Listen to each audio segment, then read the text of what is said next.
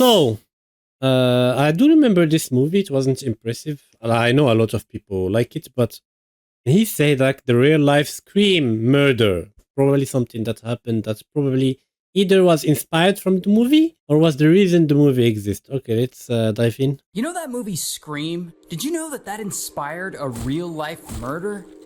Now the story Okay, so it inspired someone to do the same. Okay, starts with this guy, Brian. And Brian is 16, Brian have a big nose. living in Idaho, and Brian loves scary movies. He especially loves the Scream franchise. In fact, he loves these movies so much that he wants to be like the killers No, Brian, don't do that. in the movies and actually unalive someone. Like, he thinks that would be a big thrill. So he teams up with his best friend, this guy, Tori. Okay, Tori looks stupid. I'm sorry. Tori is also 16 and he also loves scary movies. And at some point in 2006, these two get together and they start talking about wanting to murder people. Like, a lot of people. Like, they don't even think murdering people should be illegal. That's how into it they are. And so Okay, they have the profiles of people that should work at Niji Sanji. they make a death list of people they want to take out.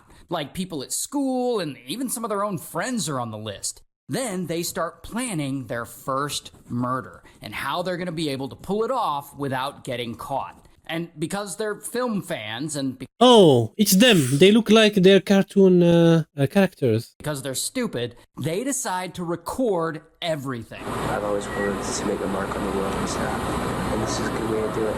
And so then they get a hold of 4 different knives that they're going to use to pull this off. Then they pick a name from their death list, and one night they head They had a roulette. They're like, yo, turn it. Oh, tonight is Bob. over to this person's house. So we're gonna f***ing kill her and her friends, and we're gonna keep moving on. I heard some news about Kirsten. She's gonna be home alone from That's fucked up, bro. That's what happened when you have a country without free healthcare. 6 to 7.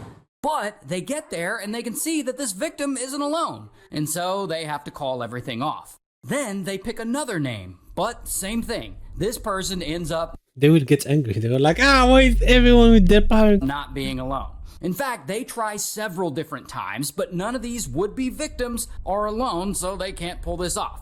So it looks like their murder plan isn't gonna work out. Boo! Skill issue. Skill issue. But then they hear about this girl, Cassie Joe. And Cassie Joe is also 16, and she's their friend who goes to school with them. And Brian and Tori hear that this coming weekend, Cassie Joe is supposed to be house sitting for her aunt and uncle and taking care of their pets. And therefore, she's gonna be alone. And so Brian and Tori feel like this is the perfect opportunity to pull off their murder and make it just like that first Scream movie. And so Brian and Tori, they're all excited, and they even make masks to wear during the murder. They're kind of like the Scream mask, but, you know, different. And so anyway, eventually the big day comes. Friday, the day of the crime.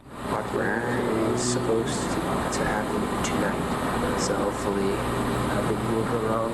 And they go to school that day, and they even see Cassie Joe there, and they like walk up They're like, haha, see you later. And she's like, no, what do you mean later? It's the weekend. to her, filming her. Hello, Cassie. I'm getting you on tape, okay?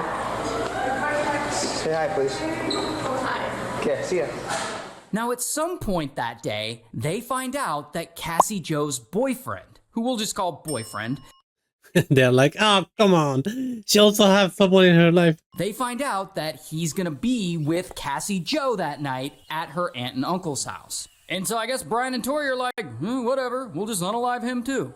Now, apparently, Cassie Joe and boyfriend even invite Tori over to the house to watch a movie with them because, you know, they're all friends. And so it looks like Brian and Tori's plan is going perfectly so far. Later that night, the guys show up to the house Cassie Joe is house sitting. And Cassie Joe is happy they showed up and she tour the place, and they walk all through the house and the basement. Then they all 4 go and they start watching a movie, Kill Bill Volume 2. And so everything's going fine. Then, at some point during the movie, Brian and Tori tell Cassie Joe and boyfriend that they're leaving because they want to go watch a different movie at a nearby movie theater. And so they leave, or at least they pretend Okay, did they leave and came back later, or did they just pretend to leave and stay in the house?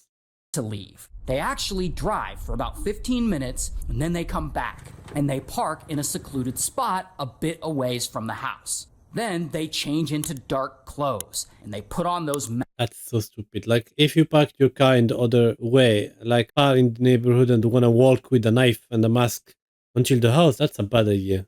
That's a lot of people that's gonna see you. masks that they made, and they get their knives.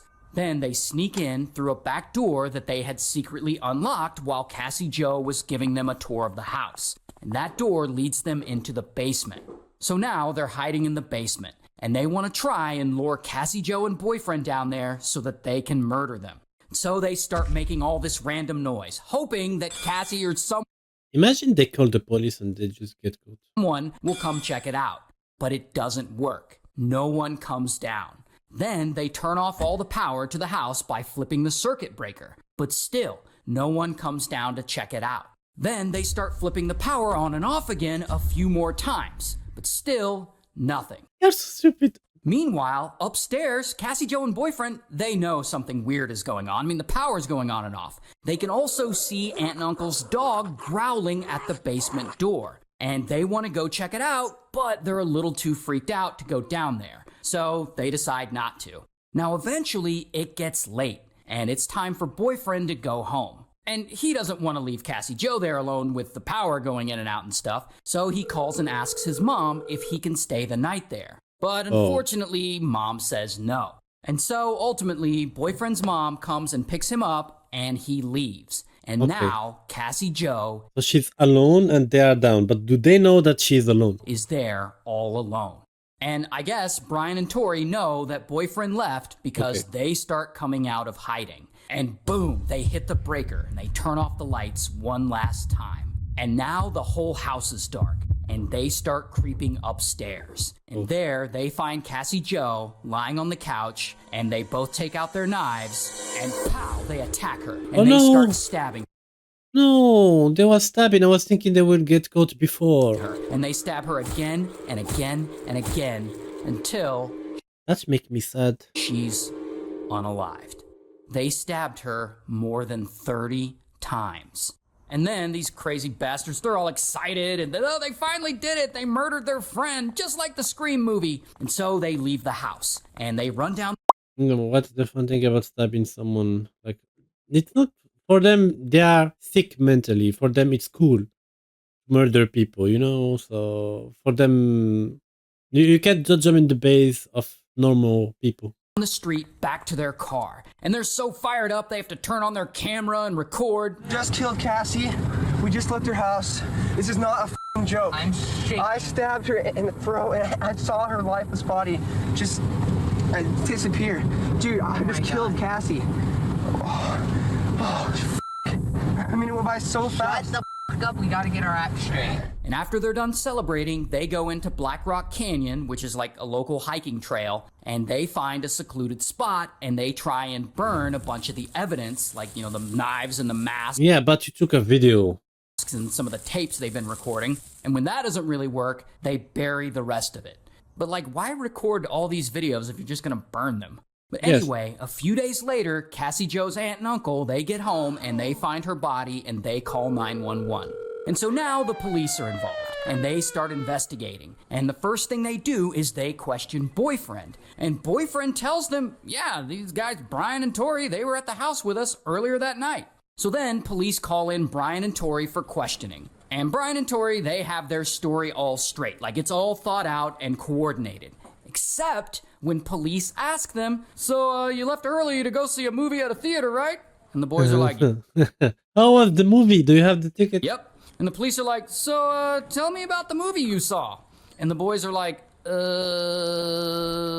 So police know Oh, they are so stupid. something's going on. Like, I mean, good for them because they murdered. they're guilty. And eventually, Brian confesses and he leads police to where they buried all the evidence, and that's where they find the videotapes of them admitting to their crimes. And so, bam, police arrest Brian. Here's his mugshot. Also, bam, they arrest Tori. Here's his mugshot. And ultimately, they both get life in prison. And That's so sick. That's insane. Like, anyway, thank you everyone for watching. That was a gruesome experience, but they got what they deserve, and I'm sorry for the family of the girl. Anyway, leave a like and please subscribe, and see you later. Bye bye.